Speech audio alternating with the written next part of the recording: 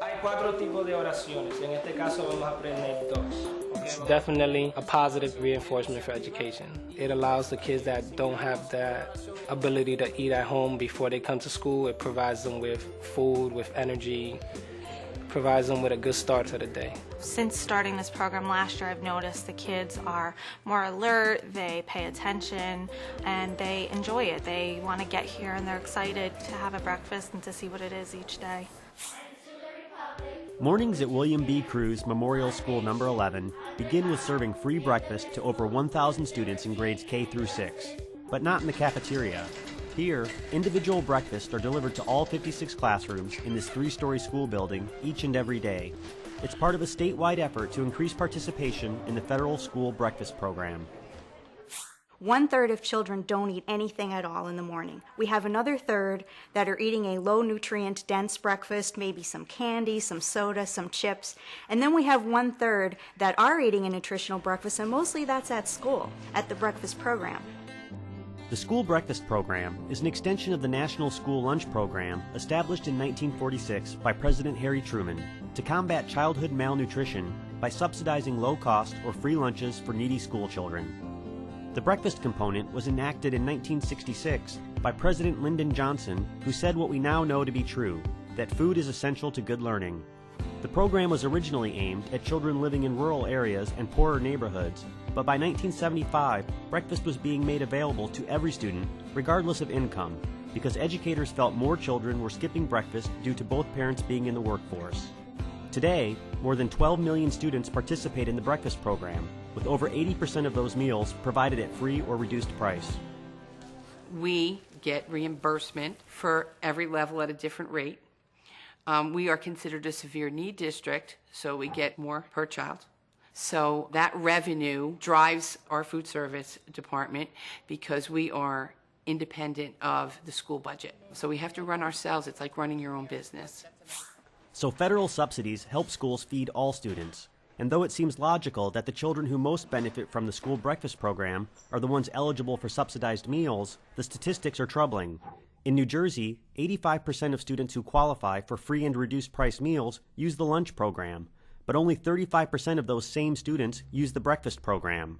The main reason for this discrepancy is simple logistics. When you think about serving food to children in school, first of all, we think traditionally children go into a cafeteria. They go through the line, they sit down with their food. With lunch, those periods are scattered throughout the day. It could be starting at 11 in the morning. But breakfast is a one-time deal. To get 600 kids, some schools have 1,200 children in the building. How can you fit that many children in a cafeteria, get them served, and back to the classroom in time? It's impossible. Which is why a partnership of New Jersey anti-hunger, education, and health organizations, along with state agencies and national partners including the American Dairy Association and Council, are working to help schools implement programs that feed children breakfast after the school day starts. By building statewide support and assisting schools, the Food for Thought campaign's goal is to boost New Jersey's participation in the school breakfast program by 30%. And looking at the numbers from Passaic City, breakfast after the bell works. Last year, we went from 18% participation of the prior year breakfast in the cafeteria to 85% participation in the classroom. So it's been a very, very huge success. The custodians bring it up every morning, and then the children from each homeroom are assigned to bring it to the classrooms, and then each homeroom teacher assigns 1 or 2 students to pass it out. Classroom breakfasts are easy to serve, easy to clean up, and can be counted as instructional time.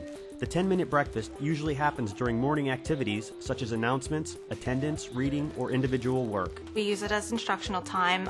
My class in particular, we're usually doing math during that period, so I use it for our opening math message, which is like a math word problem, and the students are working in their notebooks while they're eating. The staff at number 11 puts in the extra effort to make breakfast in the classroom work because the payoff is big, both nutritionally and academically. The staff is fantastic, and my teachers, they understood the urgency of getting the kids fed, because they knew what would happen at 10 o'clock in the morning when everyone would be hungry, and they didn't know what to do, or they'd have to send the kids to the nurse because they had a headache.